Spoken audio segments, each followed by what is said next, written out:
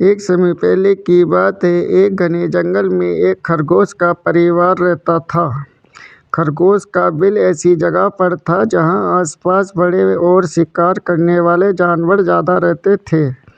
खरगोश और उनके परिवार को हर समय इस बात का डर रहता था कि ये खतरनाक जानवर हमारे परिवार को शिकार ना बना ले। उन्हें अपने घर के निकट थोड़ी सी हलचल सुनाई देती थी तो वो तुरंत अपने बिल में छुप जाया करते थे। दूसरे जानवरों का खौफ खरगोश के परिवार पर इस कदर हावी था कि किसी भी साधारण जानवर की आहट सुनने की मात्रा से उनमें से कुछ खरगोशों की डर से मौत हो गई। इस तरह की घटनाओं को देखकर बड़ा खरगोश बहुत परेशान था। एक दिन घोड़ों का झुंड उनके घर के पास से निकला।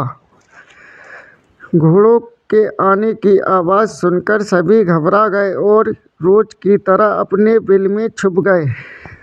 भय से पूरे दिन कोई भी बिल से बाहर भोजन की खोज में भी नहीं आया। अपने परिवार को इस स्थिति में देखकर खरगोश बेहद दुखी हुआ। उसने ईश्वर को कोसते हुए कहा कि हे ईश्वर, आपने हमें इतना कमज़ोर क्यों बनाया है? इस तरह जीवित रहने का क्या लाभ है, जिसमें प्रतिदिन अपनी जान को लेकर भय सा बना रहता है। आज की स्थिति को देखकर सभी खरगोश बहुत दुखी थे।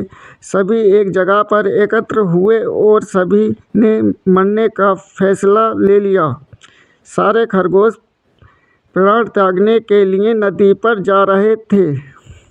तब नदी के पास पहुंचे तो वहां उन्होंने देखा कि कुछ चूहे उन्हें देखकर इधर उधर भाग रहे थे। इस चूहे बिल में घुस गए। अचानक चूहे को नदी में गिरकर मर गए। ये पूरा दृश्य देखकर खरगोश चकित रह गए।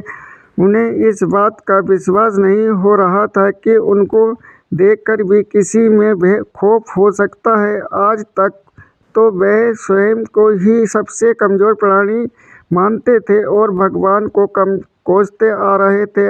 आज खरगोश को समझ आ गया कि ईश्वर ने दुनिया में अलग अलग विशेषताओं के साथ जीव जंतु बनाए हैं। जिसको जैसा बनाया है उसको वैसा ही रहना है। अगर किसी में कोई खामी है तो उसमें कुछ विशेषता भी है। सभी में एक जैसा गुण नहीं रह सकता। इतना जानकर खरगोश और उनका परिवार घर वापस आ गए।